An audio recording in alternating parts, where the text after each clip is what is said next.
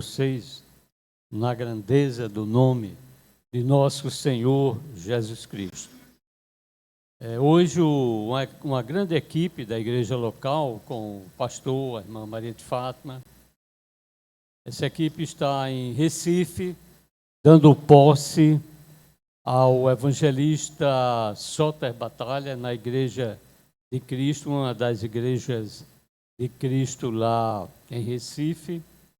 E o evangelista Soter Batalha é filho exatamente do presbítero Batalha local, né? Eu quero convidar, nós vamos fazer uma leitura, uma reflexão bíblica sobre a pesca maravilhosa. Eu quero ler com vocês, lendo aqui cada versículo e pensando com os irmãos, refletindo. E a palavra de Deus, a cada instante, ela se renova, ela traz consistência para a nossa vida. Lucas capítulo 5, a pesca maravilhosa. Lucas capítulo 5, do versículo 1 até o versículo 11. E nós vamos também fazer referência ao último capítulo do livro de João, que também termina com uma pesca maravilhosa, a segunda pesca maravilhosa. Então nós vamos fazer referência ao capítulo 21 do Evangelho de Lucas, que aqui o Senhor está iniciando o seu ministério. Aqui ele está realizando os primeiros milagres. Aqui ele está convidando os primeiros discípulos para segui-lo.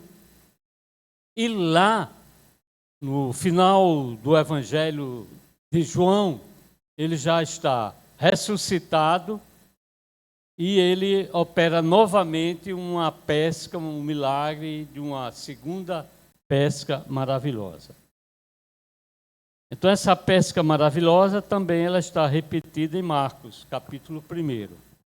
Então Lucas, capítulo 1, do versículo 1 ao 11, e a gente quer mais ou menos seguir assim o objetivo de ver como Deus convida, como o Senhor, por intermédio ministerial do Senhor Jesus Cristo, ele usa as coisas simples para falar da sua grandeza, do seu poder, atingir os corações das pessoas. Queremos também atingir com isso aqui, despertar, a gente constatar aqui que o Senhor, ele, à medida que o Evangelho ele é propagado, à medida que vai demolindo corações, conquistando vidas, as pessoas são abençoadas e os outros que estão próximos do que se converte também é abençoado, porque o Evangelho ele retransmite bênção para onde ele está. E também nesse texto aqui, do 1 ao 11, capítulo 5 de Lucas, nós queremos destacar o trabalho ministerial, discipular, de crente, do apóstolo Pedro, as suas frustrações e os seus altos compromissos com o reino de Deus, e mostrar que o que o Senhor falou nesse texto aqui começa a se cumprir de imediato, há poucos, menos de 3 anos e meio depois, de uma forma forte na vida de Pedro. Então vamos ler versículo por versículo e vamos fazer uma reflexão possível aqui, dentro das nossas limitações de cada um, né? Nossas pessoais também. E diz o seguinte, o versículo 1, e aconteceu que o Senhor estava pregando aqui, ele estava falando no mar da Galileia para uma multidão, mar de Tiberíades, que é um lago, que chama de mar, né? Então aconteceu que o Senhor estava pregando, estava ensinando, e a multidão, ao apertá-lo, né, a multidão, para ouvir a palavra de Deus, estava ele junto ao lago de Genezaré, o lago da Galileia. Versículo 2. E viu 2 barcos junto à praia do lago, mas os pescadores, havendo desembarcado, lavavam as suas redes. Então eles pescaram a noite toda, aportaram, chegaram, tiraram a sua rede e estavam lavando as redes. E o versículo 3. Então o Senhor pega um daqueles barcos, né, e diz, e entrando em um dos barcos, que era o de Simão, pediu-lhe que o afastasse um pouco da praia e, assentando-se, ensinava do barco às multidões. Ou seja, o Senhor pregando, muita gente à beira do lago, à beira do mar da Galileia, muita gente, e o Senhor, para ficar mais confortável, ele entra num dos barcos, desloca um pouco, exatamente pega o barco de Pedro, desloca e ele prega do barco. Não tinha som, né?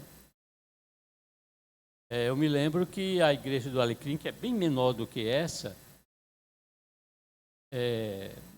portas abertas, janelas, não tinha som, e hoje é toda fechada com ar-condicionado, umas caixas de som aos tímpanos da velharada, do jovem não, mas da velharada ninguém aguenta, né? Então as coisas mudam. Então o Senhor Jesus Cristo, ele pregou, né? Pregava. Veja o seguinte, como o Senhor, né? Dentro do verbo que se fez carne, dentro da sabedoria de Deus, essa sabedoria humanizada, ele usa as coisas simples da vida, também pode usar as coisas nobres, as coisas sofisticadas, né? Se fosse hoje, ele estaria também usando a inteligência artificial, né? Para desenvolver o seu ministério. Mas ele usa uma ferramenta de trabalho de Pedro, ele transforma o barco de Pedro num púlpito. Então o Senhor tem essa habilidade. Às vezes a gente está preocupado com a sofisticação das coisas, esquece que o Evangelho, ele pode ser ministrado com a vida, com a pureza, com o amar o próximo, a Deus acima de todas as coisas, com os valores simples da vida, com a ferramenta de trabalho. O pintor que sabe fazer o seu trabalho com qualidade, ter a sua palavra, a sua honestidade. O pedreiro, o médico, o professor. Então, é uma forma da gente utilizar as nossas ferramentas de trabalho para pregar o Evangelho. Eu já ouvi pessoas dizer, olha, eu faço negócio com qualquer pessoa, mas eu não faço com crente. Porque os negócios que eu fiz, nenhum deu certo. Então, essas pessoas não estão usando as ferramentas simples da vida, a ética, a dignidade do trabalho para pregar o Evangelho. Então o Senhor transforma aqui um barco num púlpito. A igreja Bola de Neve, né? Transformou uma prancha num púlpito, né? Transformou uma prancha de surf num púlpito. Então, são as coisas simples da vida. O Evangelho é simplicidade, o Evangelho é grandeza de vida, o Evangelho é amor, é significação de vida. Quando acabou de falar, disse a Simão: faze-te ao largo, volte ao largo, né? Volte ao largo de Genezaré, ao mar da Galileia, volte e lançai as vossas redes para pescar. Então eles tinham passado a noite, não pegaram nada, estavam lavando as redes, e quando chega cedinho, o Senhor estava pregando. Logo cedo, o Senhor já estava pregando. Aí o Senhor manda Pedro voltar para lançar as redes, pescar novamente. O versículo 5. Respondeu-lhe Simão: mestre, havendo trabalhado toda a noite, nada apanhamos, mas sob a tua palavra lançarei as redes. Então o Senhor estava dando uma ordem, quem tenha experiência profissional. O Senhor estava dando uma ordem a Pedro, pescador, que chegou no horário próprio à noite para aquela localidade de pescar e não pegou nada. Agora vejam, apesar do seu temperamento, como Pedro, ele disse: Senhor, nós não pegamos nada, essa tua ordem contraria toda a nossa experiência profissional, mas sob a tua ordem eu lançarei a rede.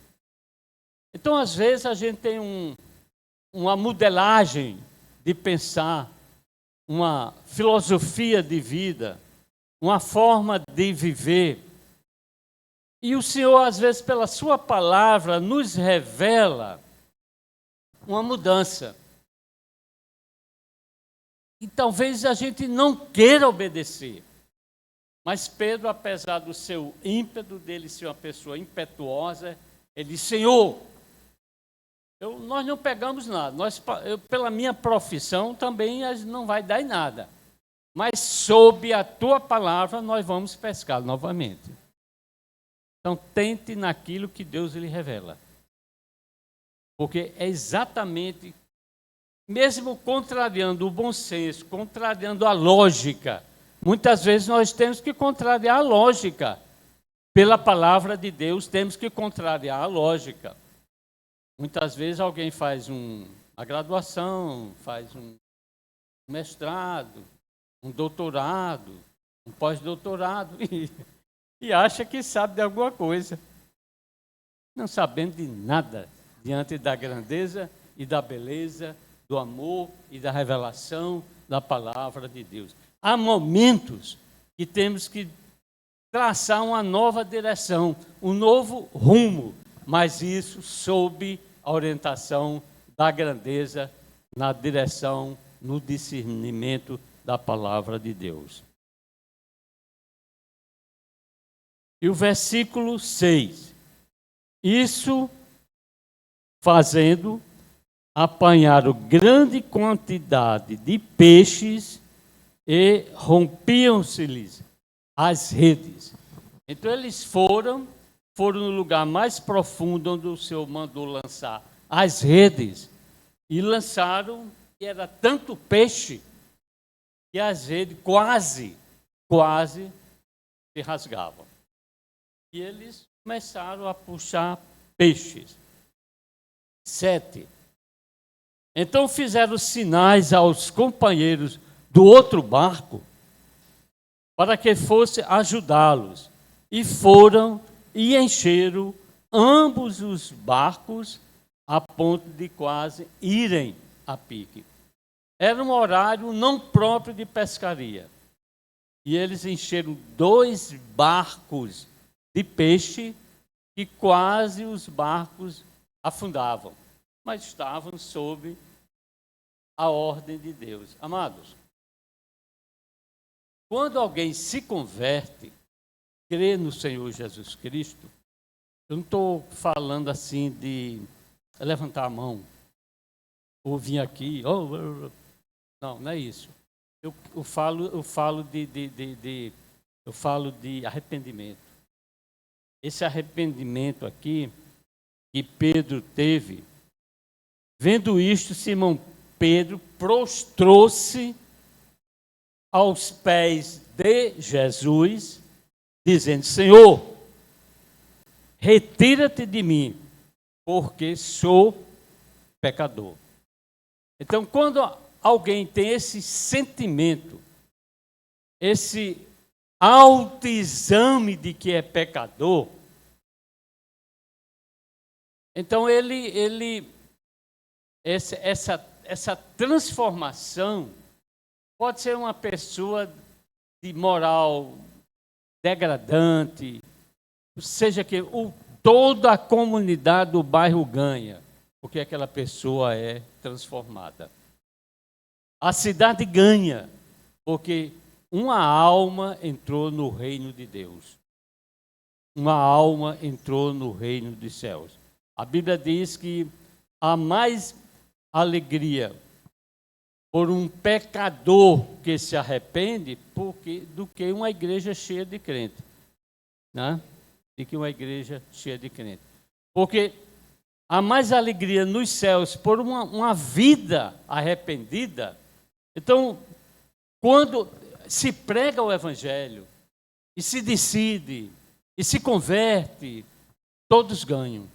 A sociedade ganha, a localidade ganha, a empresa ganha, aquela pessoa tem mais espontaneidade, ele é mais sincero na expressão de ética do trabalho e faz as coisas com dignidade de vida. Vendo isto, Simão Pedro prostrou-se, né, conforme a gente leu no versículo 8, prostrou-se aos pés de Jesus, dizendo: Senhor, retira-te de mim, porque sou pecador. 9, versículo 9. Pois à vista da pesca que fizeram, a admiração se apoderou dele e todos os seus companheiros, bem como de Tiago e João, filho de Zebedeu, que eram seus sócios. Disse Jesus a Simão: não temas, doravante. Tem umas expressões aí mais modernas. Serás pescador de pessoas, pescador de homens. E o versículo 11: arrastando ele os barcos sobre a praia, deixando tudo, o seguiram. Essa primeira pesca maravilhosa é um convite que o Senhor faz aos seus discípulos, de uma forma especial a Pedro, é tanto que ele escolhe o barco de Pedro. É um convite de Deus que o Senhor Jesus faz a Pedro para ser o seu discípulo. Lá em João, quando ele dá uma ordem e acontece a segunda pesca maravilhosa, o Senhor está fazendo um convite para Pedro ser o seu apóstolo. Aqui é discípulo, seguidor, e lá é apóstolo. Ter uma missão integral, uma missão, no caso de Pedro, apostolar. Fazendo uma ligação do último capítulo de João com esse texto, observe que Pedro falhou. Pedro negou no momento quando todos abandonaram o Senhor Jesus Cristo. A classe política abandonou, a religiosidade abandonou, todos os seguidores do Senhor abandonaram o Senhor, ele estava caminhando para a cruz. Pedro negou 3 vezes o Senhor Jesus Cristo. As únicas pessoas que ficaram ao pé da cruz foram as mulheres. As mulheres seguidoras foram as únicas que ficaram ao pé da... Eu acho que tem muito a ver com o Éden. Porque lá no Éden, quando Eva é enganada por Satanás e come do fruto do conhecimento do bem e do mal, nada acontece. Quando Eva leva para Adão e Adão come, é que há um desmoronamento cósmico do pecado. Então, no caso aqui, as mulheres, as últimas a estar ao pé da cruz. As primeiras a chegarem no túmulo vazio. As mulheres foram as primeiras que participaram quando o Evangelho ele entra na Europa por intermédio da missão de Paulo. Então a mulher tem essa virtude no Evangelho de ser pioneira. Então, o Senhor morreu, desapareceu. Aí João, os apóstolos, Pedro ficam decepcionados. E Pedro, um bom líder, comunicador, iniciativa, ele diz, vamos voltar a pescar. E 5 outros, 6, 7, vamos, e voltaram a pescar. Passaram a noite toda, não pegaram nada. Quando volta, quando estão a uns 90 metros da praia, eles olham, tem um foguinho lá na praia, tem alguém na praia, e eles, cansados, a madrugada já estava clareando, eles voltando de uma pesca frustrante. João era mais ágil nas coisas, assim, em discernir, do que Pedro. Aí João olha e diz, Pedro, é o Senhor que está na praia. Aí Pedro pula na água e vai. Na ressurreição, quando eles tomam conhecimento que o Senhor tinha ressuscitado, Pedro e João saem correndo. Eu gosto de comparar esse momento, quando Pedro pula na água, com o túmulo vazio. Eles saem correndo. Mas João chega primeiro. João era mais atleta do que Pedro. Tinha mais forma física, né? Chega primeiro. Mas quando os dois chegam, João chega, Pedro chega logo em seguida, mas quem entra no túmulo é Pedro. Pedro tem essa ousadia, mas também foi quem negou, né? Aí eles pulam na água, Pedro pula na água, os outros encostam o barco. Quando chegam na praia, está o Senhor Jesus Cristo ressuscitado em corpo de glória, convivendo com mortais. Um foguinho aceso e poucos peixinhos em cima na brasa, assando, e um pouco de pão. Então o Senhor providenciava ali o mínimo, né, de alimento para quem passou uma noite trabalhando, nada produziu, voltava no clarear da madrugada cansado, um pouco de pão, um pouco de peixe assado, que era a alimentação básica deles. E eles chegaram e o Senhor disse, e tem peixe aí? Aí disse, não tem nada. O Senhor disse, olha, joga a rede do lado direito, eles jogaram, e só Pedro puxou 153 grandes peixes. Aí deu peixe assado para todo mundo, né? Então o Senhor providenciou ali o mínimo para atender a energia mínima dos cansados que chegavam. Às vezes o Senhor dá uma cordinha a gente, né? Ele nos atende com o mínimo, mas Ele nos dá a direção de obtermos o suficiente para nós e para os outros. Na dimensão espiritual, na dimensão física, emocional, em todas as áreas da vida humana. Aí o Senhor volta, Pedro já alimentado, né, já emocionalmente ali, já realizado uma nova pescaria, era testemunha e era beneficiado da outra pesca maravilhosa. Aí o Senhor se vira na frente de todos e diz: Pedro, você me ama? Claro, Senhor. Você me ama mais do que todos eles aqui? Claro, Senhor, mais do que todos. Tudo bem. Aí o Senhor pergunta novamente: Pedro, você me ama? Quando ele pergunta a primeira vez, ele diz: sim, Senhor, eu amo. O Senhor diz: então apacenta os meus cordeiros. E pergunta a segunda vez: Pedro, você me ama? Ele diz: Senhor, eu te amo. Então apacenta as minhas ovelhas. Pergunta a terceira vez. Quando o Senhor pergunta a terceira vez: Pedro, você me ama? Ele se lembra que tinha negado o Senhor Jesus 3 vezes. E o Senhor estava perguntando a ele 3 vezes se ele amava. Aí disse: e agora?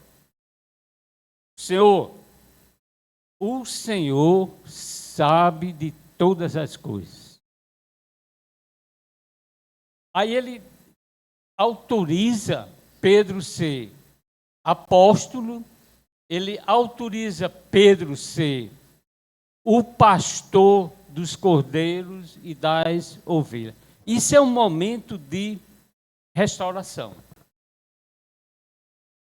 Ou seja, nós somos extremamente falhos em todas as nossas áreas. E há falhas que nos provocam danos grandes. Mas o Senhor, Ele é restaurador. Não adianta querer fazer a obra do Senhor, não adianta querer fazer alguma coisa para o Senhor, se não estivermos restaurados com o Senhor Jesus Cristo. Ou seja, é necessário estarmos de uma forma relacional bem com o próximo, uma forma boa com Deus, pela grandeza do nome, do sangue redentor do Senhor Jesus Cristo, submisso pela grandeza do seu amor. Como o Senhor autorizou todos, e Pedro de uma forma muito direta, quando o Senhor volta 10 para os céus, 10 dias depois, Deus, ele achou mais conveniente trocar a pessoa visível do Senhor Jesus Cristo entre eles, pela invisibilidade do Espírito Santo. E o Espírito Santo desce no Pentecostes para ficar com a igreja. Estavam todos reunidos, passaram 10 dias numa sala grande, em oração, esperando o Espírito Santo, e a palavra diz no capítulo 2 de Atos, quando o Espírito Santo desce, acontece fenômenos sobrenaturais, e era época de Páscoa, estava gente de muitas localidades, de idiomas, no mínimo 14 idiomas estavam ali curiosos, ouvindo o que estava acontecendo. E foi quando aconteceu o dom de língua na expressão idiomática. O milagre acontecia nem quem falava, quem tinha o Espírito Santo. Os apóstolos falavam e cada um entendia no seu idioma. Aí Pedro toma a palavra e explica para quem não estava entendendo. Nós queremos focar um pouco agora em Pedro. Explica o que estava acontecendo, que era a ação do Espírito Santo, uma promessa do Velho Testamento, desde Joel, que estava se cumprindo, de uma forma precisa, na unção, na graça, do poder do Espírito Santo. Ele destaca o Senhor Jesus Cristo como Redentor. Ele destaca o Senhor Jesus Cristo ressuscitado. Pedro, no seu discurso puramente bíblico, se nós lermos o discurso de Pedro no capítulo 2 de Atos, ele cita, ele traça um caminho bíblico do começo ao fim. Ele fala na graça redentora do Senhor, no novo nascimento, que para ser salvo é necessário crer e ser batizados, crer para a remissão dos pecados, e batizado é uma iniciação cristã, um testemunho público que morreu e ressuscitou de uma forma antecipada com Cristo. Ele fala na morte e na ressurreição do Senhor, fala nos crentes que são revestidos da graça áurea do Senhor Jesus Cristo. E aí ele desenvolve todo o tema, e com isso nós queremos comparar, que era um momento, a graça, a igreja que estava nascendo, e o judaísmo que estava abrindo espaço para a graça.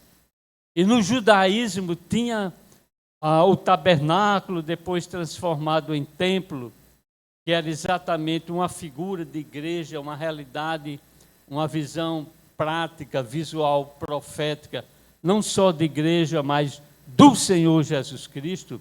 E o tabernáculo, nós não vamos destacar os elementos, mas a estrutura, né, as paredes do tabernáculo eram feitas de tábuas. E essas tábuas de acácia, que era local da região, revestidas de ouro. E no discurso de Pedro, se dá mais ou menos para ver que os crentes, nós somos essas vidas tiradas do deserto da vida, trabalhadas pelo Senhor Jesus Cristo e revestidas de ouro pela graça redentora do Senhor. E Pedro diz que ele destaca não só a morte, mas a ressurreição do Senhor. E o tabernáculo, cada tábua, ela era fixa na areia do deserto por 2 bases de prata, ou seja, um símbolo da morte e da ressurreição do Senhor Jesus Cristo. Então nós somos essas vidas tiradas desse deserto da vida. Somos trabalhados em Cristo Jesus, revestidos da graça áurea do Senhor Jesus Cristo. Estamos apoiados nesse mundo, não numa promessa qualquer, mas nós estamos firmes na morte e na ressurreição do Senhor Jesus Cristo. E Pedro fala que, em seguida, já nos primeiros passos da igreja, que a igreja tinha a consistência, um relacionamento da doutrina dos apóstolos, o partir do pão, a ceia do Senhor e a comunhão. E o tabernáculo, há uma associação entre essa abertura, esse espaço que o judaísmo estava deixando e a graça redentora do Senhor na igreja que estava chegando, porque essas tábuas, de uma forma sobrenatural, elas estão ligadas umas às outras, porque o tabernáculo tinha 3 tábuas visíveis e uma interna ligando umas às outras, invisível. Então nós estamos apoiados como igreja, ligados uns aos outros pela doutrina dos apóstolos. E os 12 apóstolos tiveram a autorização de estabelecer as doutrinas da igreja. Estão aqui, a palavra de Deus.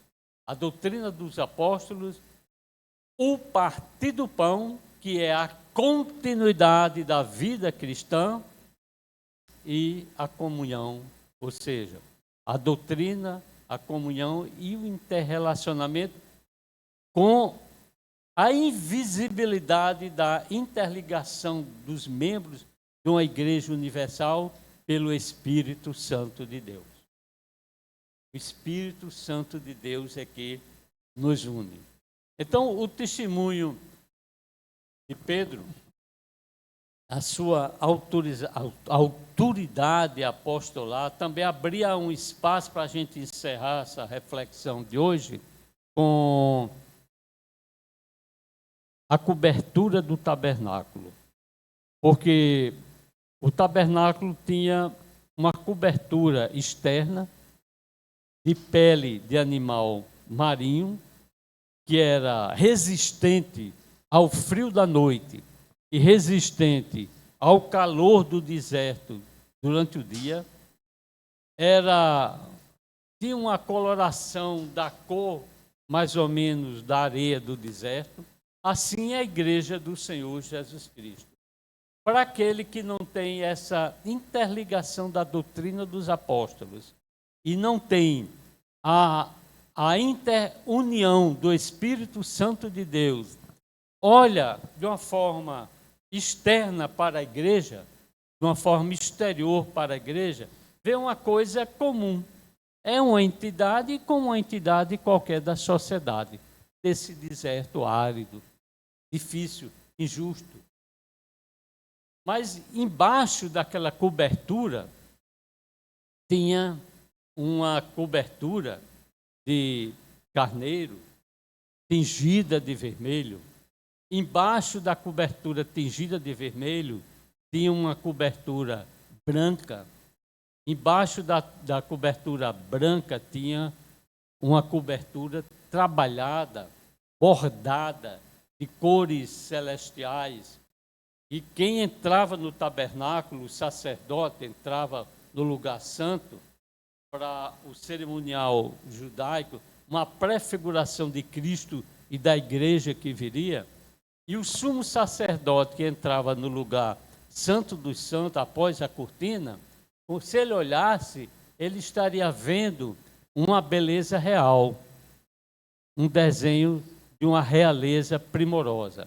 Então, assim é a igreja do Senhor Jesus Cristo. O olhar externo é uma entidade comum. Mas embaixo dessa cobertura comum, tem uma cobertura de pele de carneiro tingida de vermelho. Nós estamos sob a cobertura do sangue redentor do Senhor Jesus Cristo. É que nos protege. E essa cobertura, logo embaixo, tinha uma cobertura branca, ou seja, o sangue do Senhor Jesus Cristo torna os nossos pecados mais alvo do que a própria lã. E quem se submete a essa grandeza de beleza, de graça do Senhor, quando penetra na interiorização da essência da graça, da vida da igreja, não a igreja placa, mas a igreja do Senhor, e olhar, ver a realeza antecipada do céu no Senhor Jesus Cristo. Nós gostaríamos de trazer algumas aplicações para encerrar. É que, primeiro, que nós já falamos, Deus usa as coisas simples da vida para as suas grandezas celestiais. Deus usa as coisas simples para a divulgação do Evangelho. Pode usar qualquer nível de grandeza, mas Ele usa as grandezas, Ele usa a sua profissão para ser um púlpito de pregação do Evangelho. Eu sou aposentado, não tenho mais profissão. Eu não tenho. Passou. Então, outra coisa é que, quando nos convertemos, há um bem em nós. E a própria palavra de Deus diz que se alguém é casado ou casada com alguém não crente, quem é crente abençoa e santifica o que não é crente. Veja como o Evangelho, ele não é por isso que vai casar com descrente, não. Então a beleza do Evangelho, porque São exceções, né? São exceções. Mas tem crente que não dá certo, tem descrente que dá certo também. Né? Então, ou seja, o Evangelho, ele vai demolindo barreiras. E um dia, quando a gente, porque a Bíblia diz que quando for meia-noite para o mundo, quando for meia-noite para o mundo, para vós outros, nascerá o sol da justiça. Um dia a gente, quando for uma madrugada, né, do fim do mundo, quando estiver raiando o sol, chegarmos na praia, estará o Senhor nos esperando. É a volta do Senhor Jesus Cristo. Estaremos para sempre com o Senhor.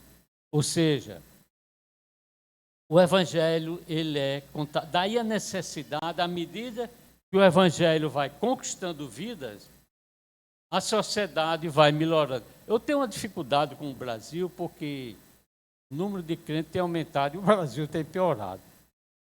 Eu acho que não é Evangelho ainda. Não é Evangelho ainda, né? Porque o Evangelho, ele muda, ele tem que mudar. Outra coisa, precisamos de restauração. Vamos fazer alguma coisa para o Senhor quando estivermos restaurados, quando Pedro esteve restaurado. Porque a restauração e a autorização de Deus. Interessante que naquela segundo momento ali, lá do capítulo 21 de João, o Senhor dá toda a promessa, toda a realidade de graça e poder apostolar a Pedro. Aí diz: Pedro, agora você vai ser crucificado.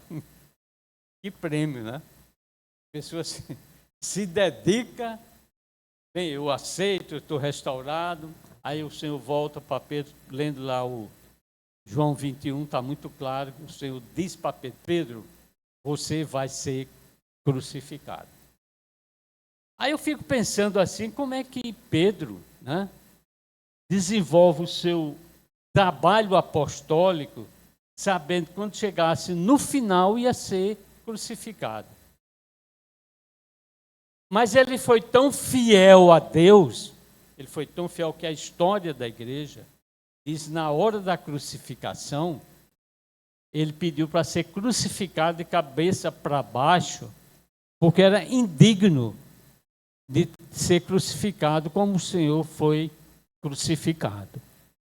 Então há uma força maior na vida de quem tem essa realidade da grandeza de Deus. Então, Deus utiliza as coisas simples para expressar, para realizar as grandezas celestiais por nós, por intermédio de nós. É necessário estarmos restaurados na vida prática para servirmos ao Senhor em grandeza de vida. E esse momento de restauração que Pedro teve, e também nós temos a ordem, a incumbência de levar para outras pessoas. Amém? Amém. Oremos. Senhor, nós louvamos o Teu nome, te agradecemos pela Tua palavra, e a Tua bênção esteja em cada vida, em cada coração aqui, trazendo o Evangelho, trazendo vida, trazendo comunicação de grandeza, paz e vida e amor. Nós te agradecemos pelo Teu amor nas nossas vidas, abençoando os nossos lares, os nossos familiares e todas as famílias aqui representadas, em nome de Jesus. Aleluia. Amém. Amém. Agradecemos aqui a presença de Nabor Selma, Sofia, né, que está ali, Sônia. Magna já é daqui, né? Magna deixou o missionário, já está aqui. Nosso abraço.